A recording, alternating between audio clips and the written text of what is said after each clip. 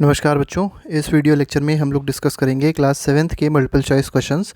और जो multiple choice questions होने वाले हैं न्यूट्रिशन इन एनिमल्स के होंगे, जो कि चैप्टर 2 है क्लास सेवन्थ के साइंस का। तो चलिए फर्स्ट क्वेश्चन को देखते हैं। इसमें देखिए क्या कहा गया है। Given below from 1 to 4 are the some food items. देखिए यहाँ पर आपको कुछ फूड आइटम्स दिए गए हैं, ठीक है। जैसे पहला फूड आइटम देख सकते हैं, उसका नाम है बॉयल्ड एंड मैश्ड पोटैटो दिया है। उसके बाद ग्लूकोज सोल्यूशन दिया है, उसके बाद स्लाइस ऑफ ब्रेड दिया और लास्ट में दिया मस्टर्ड ऑयल। आपसे पूछा क्या गया है, which of the above will give blue black colour when tested with iodine. तो आयोडीन के साथ ब्लू ब्लैक कलर कौन देगा, ये आपको बताना है। तो देखिए ब्लू ब्लैक कलर मेनली वो देगा जिसमें कार्बोहाइड्रेट्स प्रेजेंट होंगे, या स्टार्च कह सकते हैं इसमें प्रेजेंट होगा। और स्टार्च मेनली किसमें प्रेजेंट होगा इनमें से, तो स्टार्च प्रेजेंट होगा मैश्ड पोटैटो में, मतलब आलू में, बॉयल्ड और मैश्ड पोटैटो में प्रेजेंट होगा। और साथ ही साथ स्लाइस ऑफ ब्रेड में भी प्रेजेंट होगा। तो इसमें 1 और 3 ऑप्शन जो होगा वो सही हो जाएगा। ग्लूकोज सोल्यूशन और मस्टर्ड ऑयल में प्रेजेंट नहीं होगा, ठीक है। तो यहाँ पर जो ऑप्शन हो जाएगा वो क्या हो जाएगा, 1 and 3 आर करेक्ट। तो इसमें बी ऑप्शन सही हो जाएगा। क्वेश्चन नंबर 2 पे आते हैं। सेकंड क्वेश्चन में कहा गया which of the following pair of teeth differ in structure but are similar in function. तो देखिए स्ट्रक्चर्स थोड़े से डिफरेंट हैं, लेकिन अगर फंक्शन देखा जाए दोनों का सेम है, ठीक है। तो ये कौन से हैं, तो ये होते हैं मोलर्स एंड प्री मोलर्स। तो ये मेनली पीछे के दांत होते हैं, ठीक है। लास्ट के जो दांत होते हैं उसको मोलर्स और प्री मोलर्स कहा जाता है। तो इनका अगर स्ट्रक्चर देखा जाएगा तो थोड़ा सा डिफरेंट होता है, लेकिन जो फंक्शन है बिल्कुल क्या होते हैं, सेम होते हैं। मेन जो फंक्शन इनका होता है क्या होता है, ग्राइंडिंग का काम ये लोग करते हैं, ठीक है। तो इनका मेन काम होता है ग्राइंडिंग। जो फूड की ग्राइंडिंग होती है किससे होती है, मोलर्स और प्री मोलर से होती है, ठीक है। और दो तरीके के दांत और होते हैं, टीथ और होते हैं। एक को कहते हैं इंसिजर्स, ठीक है, एक को कहते हैं इंसीजर्स, और दूसरे क्या कहते हैं, केनाइंस कहते हैं, ठीक है। जो सबसे आगे के दांत होते हैं जिनका स्क्वायर तरीके का शेप होता है उसको कहते हैं इंसीजर्स। और केनाइंस आप देखेंगे तो नुकीले जो दांत होते हैं उनको केनाइंस कहा जाता है, ठीक है। नेक्स्ट पे आते हैं, नेक्स्ट क्वेश्चन को देखेंगे। क्वेश्चन नंबर 3 देखिए क्या कह रहा है। थर्ड क्वेश्चन में कहा गया read carefully the term given below. तो देखिए आपको जो टर्म दिए गए हैं उसको आपको पढ़ना है पहले। विच of the following set is the correct combination of organs that do not carry out any digestive function. आपको बताना है जो कोई भी डाइजेस्टिव फंक्शन कैरी आउट नहीं करता वो आप लोग को ऑर्गेनिज्म, मतलब उसमें ऑर्गन्स बताने कौन कौन से जो डाइजेस्टिव फंक्शंस को परफॉर्म नहीं करते हैं, ठीक है। तो पहला दिया गया ईसोफेगस, लार्ज इंटेस्टाइन और रेक्टम, ठीक है। ये तीनों ही अगर आप देखेंगे तो ना ईसोफेगस जिसको फूड पाइप कहते हैं इसका भी कोई काम न्यूट्रिशन मतलब डाइजेशन का नहीं होता, लार्ज इंटेस्टाइन का भी काम डाइजेशन का नहीं होता, और रेक्टम का भी काम डाइजेशन का नहीं होता है। तो इसमें ए ऑप्शन जो होगा वो सही हो जाएगा। बी ऑप्शन में देखेंगे तो बकल कैविटी जो है यहाँ पर कार्बोहाइड्रेट्स का डाइजेशन स्टार्ट हो जाता है, ठीक है। सेकंड में देखेंगे तो सेकंड में भी बकल कैविटी है। और थर्ड में अगर आप देखेंगे तो स्मॉल इंटेस्टाइन है। स्मॉल इंटेस्टाइन में तो मेन डाइजेशन प्रोसेस होता है, तो इसको तो बिल्कुल ही ख़त्म कर दे। तो इसमें ए ऑप्शन जो होगा that will be the correct answer. Question number 4 पे आते हैं। फोर्थ क्वेश्चन देखिए क्या कहा गया। The solid food moves downward in alimentary canal because of. तो देखिए जो आप फूड खाते हैं, ठीक है, वो नीचे क्यों मूव कर जाता है ये आपको बताना है। तो कई बच्चे सोचेंगे कि जो एलिमेंट्री कैनाल है, ठीक है, एलिमेंट्री कैनाल मतलब फूड पाइप से लेके पूरा हमारा स्टमक और इंटेस्टाइन तक का जो एरिया है that is called alimentary canal, ठीक है।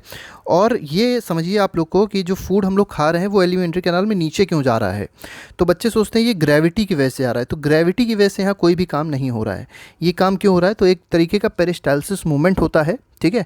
होता क्या है, मसल्स जो होते हैं, जो ईसोफेगस के जो मसल्स हैं वो क्या होते हैं, कॉन्ट्रैक्ट होते हैं, या कह सकते हैं फूड पाइप के जो मसल्स हैं वो कॉन्ट्रैक्ट होते हैं, जिसकी वजह से जो फूड है, जो हम लोग फूड इनगल्फ करते हैं, वो किधर जाता है, डाउनवर्ड डायरेक्शन में वो मूव करता है। नेक्स्ट पे आएंगे, क्वेश्चन नंबर 5 देखेंगे। तो देखिए फिफ्थ क्वेश्चन क्या कह रहा है। फिफ्थ क्वेश्चन कह रहा है the acid present in the stomach. तो देखिए जो स्टमक में एसिड होता है उसका आप लोग से मेनली फंक्शन पूछा गया है, क्या होता है। तो देखिए फर्स्ट ऑप्शन में दिया गया किल दी हार्मफुल बैक्टीरिया दैट में enter along with the food. तो देखिए फूड के साथ होता ही है कि कई सारे हार्मफुल बैक्टीरिया हैं जो फूड के साथ हमारे स्टमक में एंटर कर जाते हैं, उसको ख़त्म करने का काम कौन करता है, एसिड करता है। तो ये स्टेटमेंट बिल्कुल सही है। सेकंड में देखिए, सेकंड में क्या कहा गया, protect the stomach lining from harmful substances. तो देखिए लाइनिंग को प्रोटेक्ट नहीं करता है, हालांकि लाइनिंग को ख़त्म करने का काम एसिड करता है, लेकिन उसको प्रोटेक्ट करता है म्यूकस, ठीक है। तो पहला ऑप्शन तो फिलहाल सही है। सेकंड देखते हैं digest starch into simpler sugars, ये भी गलत है। एंजाइम्स करते हैं ऐसा, और मेक मीडियम एल्कलाइन। तो एल्कलाइन मीडियम नहीं बनाता है, मीडियम को कैसा बनाता है, ये एसिडिक बनाता है। और एल्कलाइन अगर आपसे पूछा जाए कि मीडियम को, स्टमक के अंदर जो मीडियम है उसको एल्कलाइन या बेसिक बनाने का काम किसका है, तो ये काम होता है बाइल जूस का। किसका काम होता है, बाइल जूस का होता है।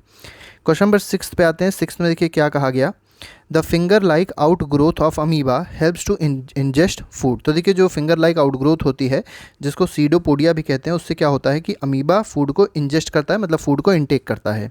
However the finger like outgrowth of human intestine helps to. अब देखिए लेकिन जो ह्यूमन इंटेस्टाइन में जो इसी तरीके के बिल्कुल अगर कहा जाए तो इसी तरीके के जैसे अमीबा में होते हैं उसी तरीके से फिंगर लाइक आउटग्रोथ होती है। तो जो ह्यूमन बींग्स में होती है वो क्या करती है, जो आउटग्रोथ ह्यूमन इंटेस्टाइन में होगी वो क्या करती है, तो ये मेनली इसका काम क्या होता है, डाइजेस्टेड फूड को एब्जॉर्ब करना। क्योंकि होता क्या है, जो आउटग्रोथ है ये क्या कर देती है, सरफेस एरिया को इंक्रीज़ कर देती है, और सरफेस एरिया के इंक्रीज़ होने से क्या होगा कि जो अमाउंट ऑफ डाइजेशन होता है वो अब बढ़ जाता है। क्वेश्चन 7th पे आते हैं। 7th क्वेश्चन में कहा गया read the following statement with respect to villi of small intestine. तो देखिए विलाई के बारे में कुछ आपको स्टेटमेंट दिए गए हैं, आपको पहले स्टेटमेंट सारे पढ़ने हैं और फिर उसमें बताना है कि कौन सा स्टेटमेंट इससे बिल्कुल मैच करेगा। तो पहला दिया गया है they have very thin walls. तो देखिए वॉल जो होती है इनकी बिल्कुल थिन होती है, बिल्कुल सही है। सेकंड में क्या दिया गया, सेकंड में दिया गया they have a network of thin and small blood vessels close to the surface. तो जो सरफेस है, जो इंटेस्टाइन का, स्मॉल इंटेस्टाइन का जो सरफेस होता है बिल्कुल इनके पास में लगे हुए होते हैं, ये बहुत थिन होते हैं और बहुत ही स्मॉल ब्लड वेसल्स होते हैं। ठीक है, सेकंड ऑप्शन में दिया गया, ये भी बिल्कुल सही है। थर्ड में क्या दिया गया, थर्ड में दिया गया they have small pores through which food easily pass. ये गलत है, कोई स्मॉल पोर ऐसा नहीं होता जिससे फूड आसानी से पास हो जाए, ये सब ऐसी कोई भी चीज़ यहाँ पर नहीं देखने को मिलेगी। फोर्थ ऑप्शन जो है भी सही है, they are finger like projections. तो फिंगर की तरीके के प्रोजेक्शंस होते हैं, ये भी आपका ऑप्शन सही है। तो इसमें फर्स्ट, सेकंड और फोर्थ ऑप्शन जो है that is the correct answer. तो 7th का अगर आंसर देखा जाए तो ए ऑप्शन जो है वो सही हो जाएगा, that is first, second and fourth. ठीक है, नेक्स्ट पे आते हैं। 8th क्वेश्चन देखिए क्या कह रहा है। 8th क्वेश्चन में कहा गया the false feet of amoeba are used for. तो देखिए जो फॉल्स फीट होती हैं अमीबा की वो किस चीज़ के लिए यूज़ होती हैं, आपको इस क्वेश्चन में बताना है। ठीक है, तो फॉल्स फीट जिसको सीडोपोडिया भी कहते हैं उसका काम क्या होता है, तो ओनली मूवमेंट नहीं, capture the of food only. तो यहाँ पे ओनली जो लग रहा है ये इसको गलत कर रहा है, हालांकि दोनों ही इसके काम हैं। ठीक है, थर्ड में दिया गया capture of food and movement, तो ये ऑप्शन आपका सही है। एक्सचेंज ऑफ गैस में कोई भी काम फॉल्स फीट का या सीडोपोडिया का नहीं होता है, ये बात आप लोग याद रखिएगा। नेक्स्ट पे आते हैं, क्वेश्चन नंबर 9th देखेंगे। 9th क्वेश्चन क्या कह रहा है, the enzymes present in saliva convert. तो देखिए जो सलाइवा में एंजाइम्स प्रेजेंट होते हैं, मेनली सलाइवरी अमाइलेज प्रेजेंट होता है। अब इसका काम क्या होता है ये आपको बताना है इस क्वेश्चन में। तो इसका काम पहला दिया गया है फैट्स को फैटी एसिड और ग्लिसरॉल में कन्वर्ट करना, बिल्कुल ही गलत है। स्टार्च को कन्वर्ट करना सिंपल शुगर में, ये ऑप्शन आपका बिल्कुल सही है। तो इसमें बी ऑप्शन जो होगा that will be the correct answer. ठीक है, तो एंजाइम्स मतलब सलाइवरी अमाइलेज क्या करता है, जो स्टार्च होता है उसको किस में कन्वर्ट कर देगा, सिंपल शुगर में कन्वर्ट कर देगा। प्रोटीन को अमीनो एसिड में नहीं कन्वर्ट करते, पेप्सिन करता है। और उसके बाद complex sugar into simple sugar भी गलत है, तो स्टार्च इंटू सिंपल शुगर मतलब बी ऑप्शन इसका सही हो जाएगा। क्वेश्चन नंबर 10 देखेंगे अब देखिए 10th क्वेश्चन में क्या कहा गया। 10th क्वेश्चन में कहा गया cud is the name given to food of ruminants which give. अब देखिए रूमिनेंट्स वो जानवर होते हैं जो मेनली क्या करते हैं, आप लोग ने देखा होगा जैसे गाय है, भैंस है, मेनली घास खाती हैं। ठीक है, तो ये रूमिनेंट्स हैं और रूमिनेंट्स का काम क्या होता है कि जब ये फूड को सॉलो करते हैं तो इनका फूड पार्शली डाइजेस्ट होता है। ठीक है, इसकी वजह से क्या होता है, ये सॉलो तो कर लेते हैं, ये सॉलो मतलब उसको निगल तो लेते हैं, लेकिन वो भी पूरी तरीके से डाइजेस्ट नहीं हो पाता है। तो उसको डाइजेशन के लिए क्या करते रहते हैं, अपना मुँह चलाते रहते हैं। ठीक है, तो यहाँ पर मेनली कहा गया है कड इज़ द नेम। ये कड जो है, कड होता क्या है, ये मेनली आपसे पूछा गया। तो ये एक अनडाइजेस्टेड मतलब ये कह सकते हैं पार्शली डाइजेस्टेड फूड होता है, और साथ ही साथ प्रॉपरली च्यूड अगर देखा जाए तो ये प्रॉपरली च्यूड तो कह नहीं सकते, इसमें मेनली ये सॉलोड होता है, इसको निगला जाता है, और साथ ही साथ ये क्या होता है, पार्शली डाइजेस्टेड होता है, फुल्ली डाइजेस्ट नहीं हो पाता है।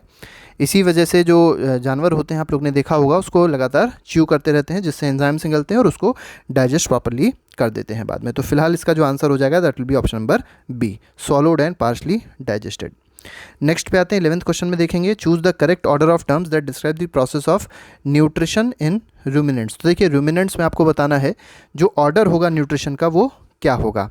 ठीक है, तो सबसे पहले यहाँ पे दिया गया सॉलोइंग, बिल्कुल सही है। तो सबसे पहले फूड को सॉलो करते हैं, फिर पार्शियल डाइजेशन होता है, उसके बाद पार्शियल डाइजेशन से क्योंकि कंप्लीटली डाइजेस्ट नहीं हो पाया है तो उसको फूड को लोग क्या करते रहते हैं, च्यू करते रहते हैं, और बाद फाइनली क्या होता है, कंप्लीट डाइजेशन हो जाता है। तो इसमें ए ऑप्शन जो होगा that will be the correct option. और इसमें अगर देखा जाए तो मेनली काऊ में हो गया, बफेलो में हो गया, ये सब चीज़ें इसमें देखने को मिलती है इन सब एनिमल्स में, इसीलिए इनको क्या कहते हैं, रूमिनेंट्स इनको कहा जाता है।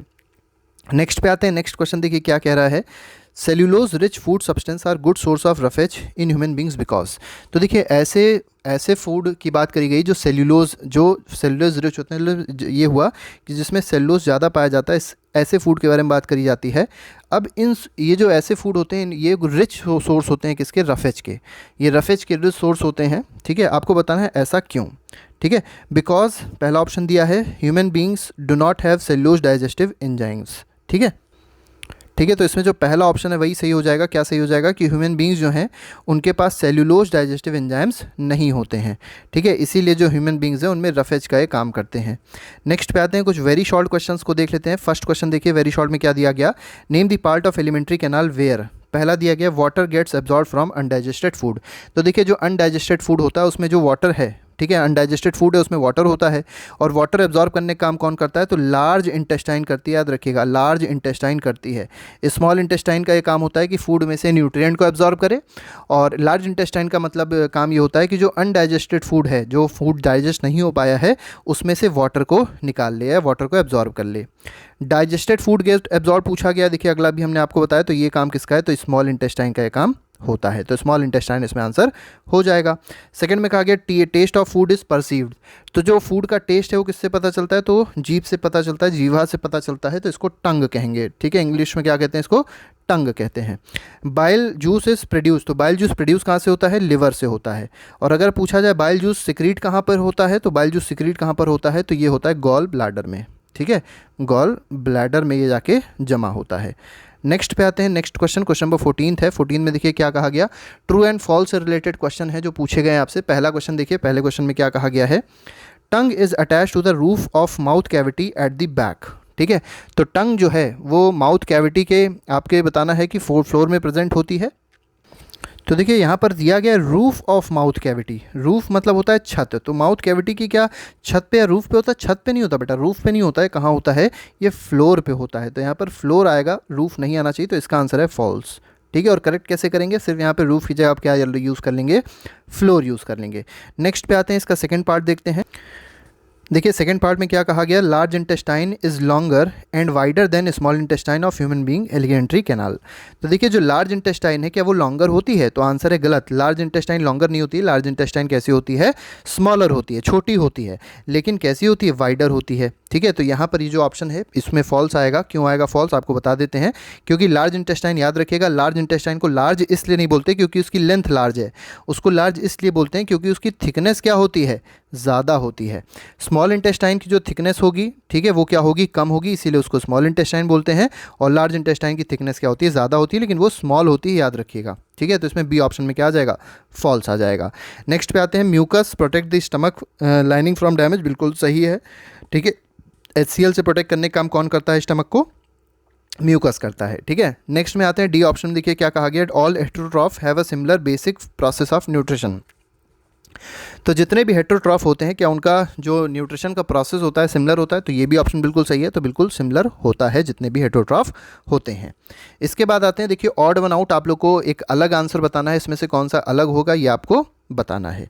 तो देखिए पहला दिया है liver, salivary gland, gall bladder और स्टार्च। तो यहाँ पे आप देख सकते हैं लिवर जो है वो भी एक ऑर्गन है, सलाइवरी ग्लैंड भी कहीं ना कहीं ये कह सकते हैं कि सलाइवरी ग्लैंड भी एक तरीके का ऑर्गन ही टाइप का हो जाएगा, ग्लैंड हो जाएगी। गॉल ब्लैडर जो है भी ऑर्गन है, लेकिन स्टार्च जो है ये तो एक न्यूट्रिएंट टाइप का हो जाएगा, ठीक है। स्टार्च क्या है, स्टार्च एक कार्बोहाइड्रेट है, ये कोई ग्लैंड तो है नहीं, तो इसका मतलब ये जो आंसर हो जाएगा वो क्या हो जाएगा, option number 1 is the correct answer. मतलब इसमें स्टार्च जो होगा वो ऑड वन आउट हो जाएगा। नेक्स्ट पे आते हैं, स्टमक, लिवर, पैनक्रियाज और सलाइवरी ग्लैंड, ठीक है। तो स्टमक है, लिवर है, पैनक्रियाज और सलाइवरी ग्लैंड है, आपको बताना है इसमें से कौन सा सही होगा। तो देखिए लिवर हो गया, पैनक्रियाज हो गया और सलाइवरी ग्लैंड हो गई, ये सब क्या है, तो ये सब कहीं ना कहीं डाइजेशन में मदद करते हैं, तो इसलिए इनको कहते हैं डाइजेस्टिव ग्लैंड्स। क्या कहेंगे इनको, इनको कहा जाएगा डाइजेस्टिव ग्लैंड्स कहा जाएगा, ठीक है, दे आर डाइजेस्टिव ग्लैंड्स। लेकिन यहाँ पर अगर देखा जाए स्टमक जो है वो डाइजेस्टिव ग्लैंड नहीं है, तो इसमें स्टमक जो है वो अलग हो जाएगा। नेक्स्ट पे आते हैं, टंग, एब्जॉर्प्शन, टेस्ट, स्वॉलो, ठीक है, टंग, एब्जॉर्प्शन, टेस्ट और स्वॉलो, ठीक है। तो यहाँ पर अगर आप देखेंगे ठीक है। तो एब्जॉर्प्शन यहाँ पर बिल्कुल अलग है, क्योंकि देखिए टंग जो है वो उससे रिलेटेड टेस्ट है, सॉलो है, लेकिन जो एब्जॉर्प्शन है वो कहीं भी इन तीनों से रिलेटेड नहीं है, क्योंकि जब भी खाना खाया जाता है तो टंग का काम एब्जॉर्प्शन नहीं होता, टेस्ट और सॉलो इसका काम मेनली होता है। तो टंग दिया गया, इसके साथ ही साथ जो रिलेटेड टर्म्स हैं इसमें वो आपके टेस्ट है, सॉलो है, लेकिन एब्जॉर्प्शन किससे रिलेटेड होता है? It is related to small intestine, याद रखिएगा। नेक्स्ट पे आते हैं, फोर्थ में कहा गया oesophagus, small intestine, large intestine और रेक्टम। ठीक है, तो यहाँ पे अगर आप देखेंगे, इसमें अगर देखा जाए तो स्मॉल इंटेस्टाइन इसमें अलग हो जाएगा। क्यों? क्योंकि ईसोफेगस है, लार्ज इंटेस्टाइन है और रेक्टम है। ये जो आखिरी, ये जो पहला ईसोफेगस हो गया, लार्ज इंटेस्टाइन हो गया, रेक्टम हो गया, ये तीनों कहीं भी न्यूट्रिशन में या डाइजेशन में पार्ट नहीं लेते, याद रखिएगा। ये डाइजेशन में इनका कोई भी रोल नहीं होता है, लेकिन स्मॉल इंटेस्टाइन का रोल डाइजेशन में होता है। ये चीज़ आप लोग को याद रखनी है। क्वेश्चन नंबर 16 पे आते हैं, you are blind folded and asked to identify the drinks provided in 2 different glasses. ठीक है, you could identify drink A as lime juice and B as bitter gourd juice. ठीक है, तो ए जो था वो लाइम जूस का था, मतलब ये कह सकते हैं खट्टा पानी था, या ये कह सकते हैं नींबू पानी था, और जो बी है वो क्या है? बिटर गाउल जूस है, इसका मतलब करेले का पानी है, मतलब करेले का जूस है। How could you do in spite of being blind folded? तो अगर आप ब्लाइंड फोल्डेड नहीं है तो आप इसको कैसे कर सकते हैं, ये आपको इस क्वेश्चन में बताना है। ठीक है, मतलब ब्लाइंड फोल्डेड मान लीजिए आप हैं, ठीक है, तो आप इसको कैसे मतलब इसको टेस्ट करके ही पता चल सकता है। बेसिक सी बात है, अगर बिटर गाउल्ड है तो इसका टेस्ट कड़वा होगा, और लाइम है तो इसका टेस्ट कैसा होगा? खट्टा होगा। तो by tasting we can identify it, तो टेस्ट इसका सही आंसर होगा। नेक्स्ट पे आते हैं 17th क्वेश्चन। देखिए 17th क्वेश्चन में क्या कहा गया? 17th क्वेश्चन का फर्स्ट क्वेश्चन है alimentary canal stretches from dash to dash. तो एलिमेंट्री कैनाल कहाँ से कहाँ तक होता है?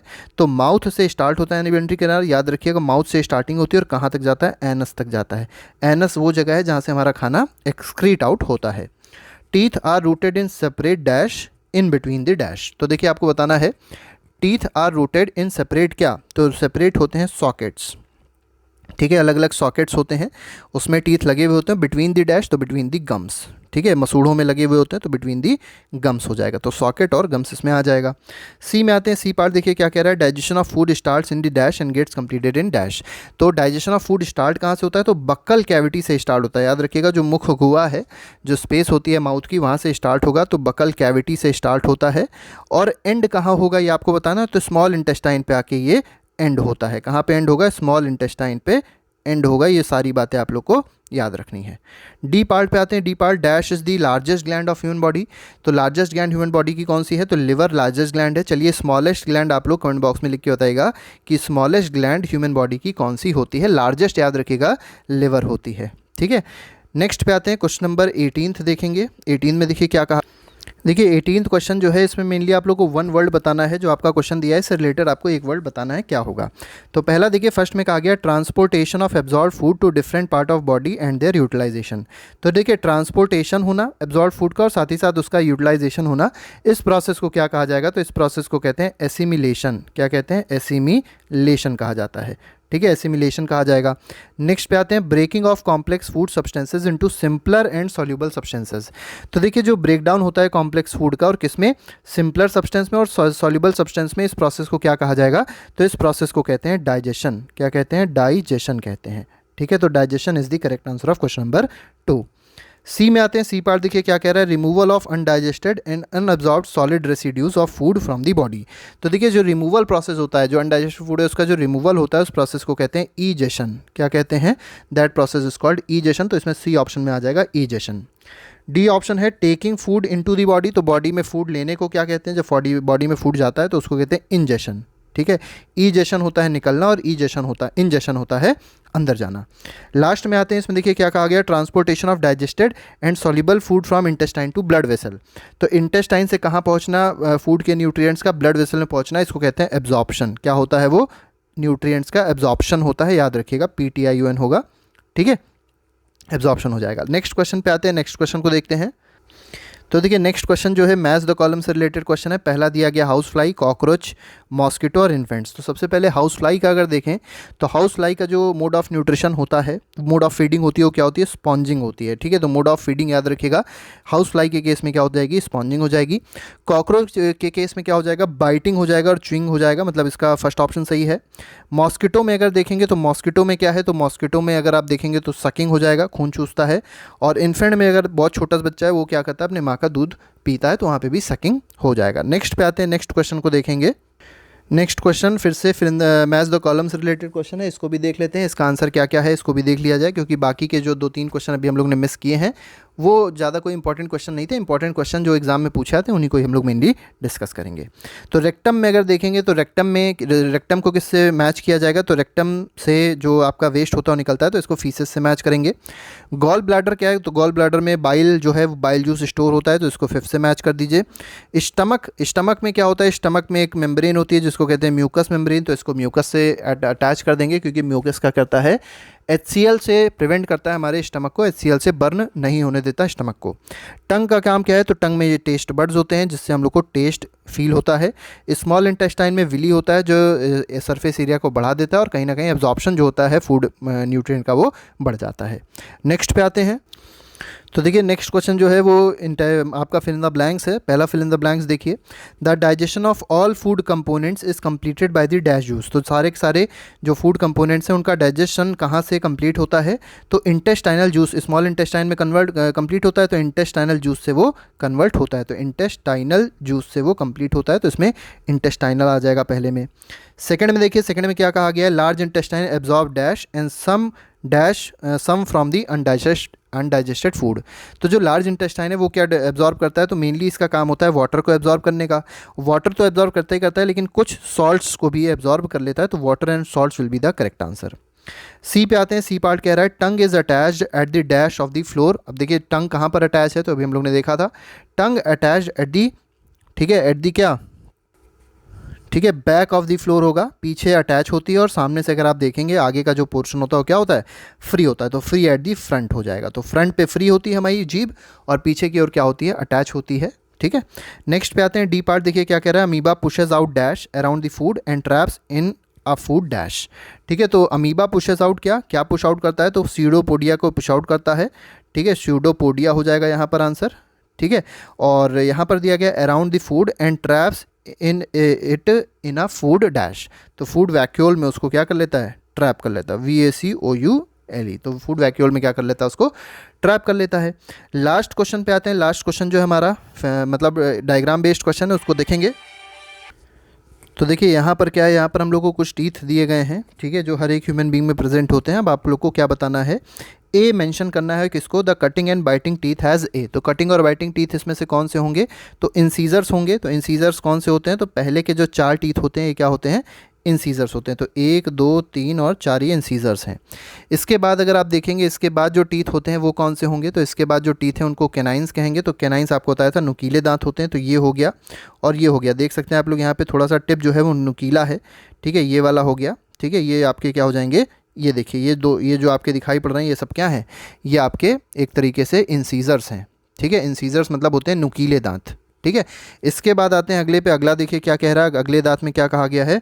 Grinding and chewing teeth has C. तो ग्राइंडिंग और च्यूइंग टीथ कौन से होते हैं? तो इनको प्री मोलर्स कहते हैं। तो यहाँ पर देखिए पहला जो आपका हो जाएगा, अभी हमने जो बताया था वो इंसीजर्स था। ठीक है, इंसीजर्स था। और इसके बाद जो भी आपको नुकीले दांत बताए थे वो कैनाइंस थे। ठीक है, इसके बाद grinding and chewing teeth has C, ये जो होते हैं कौन से होते हैं? प्री मोलर्स होते हैं। कौन से होते हैं? प्री मोलर्स होते हैं। अब इसमें अगर प्री मोलर देखा जाए कौन से होंगे? तो आखिरी से जो दांत हैं, ठीक है, मतलब आखिरी के 3 अगर छोड़ दिए जाएँ तो 3 से पहले के जो दांत हैं, तो 1 2 3 को छोड़ के ये जो आपको 2 दांत दिखाई पड़ रहे हैं ये वाले, ठीक है, और यहाँ पर भी देखे जाएँ तो ये दोनों जो दांत दिखाई पड़ रहे हैं आपके सी हैं। और ये जो आखिरी के बिल्कुल 3 दांत हैं और यहाँ पे आखिरी के 3 टीथ हैं, ये क्या हैं? डी हैं, मतलब ये मोलर्स हैं। ठीक है, और ये मेनली उन लोगों में आते हैं जो लोग थोड़े से बड़े हो जाते हैं, एडल्ट हो जाते हैं। बच्चों में ये चीज़, बच्चों में दांत नहीं रहते हैं, मतलब बच्चों में मोलर्स नहीं होते हैं। ये चीज़ आप लोग याद रखिएगा। तो फिलहाल ये इंपॉर्टेंट क्वेश्चंस थे जो अभी हम लोग ने डिस्कस किए। ठीक है, अभी के लिए फिलहाल नहीं रखते हैं। बाकी के जितने भी MCQs हैं, क्वेश्चन आंसर्स हैं, उनको आप लोग जाकर प्लेलिस्ट में देख सकते हैं और अपनी पढ़ाई को आगे इंप्रूव कर सकते हैं। तो अभी के लिए फिलहाल नहीं। Thank you very much, good bye, जय हिंद।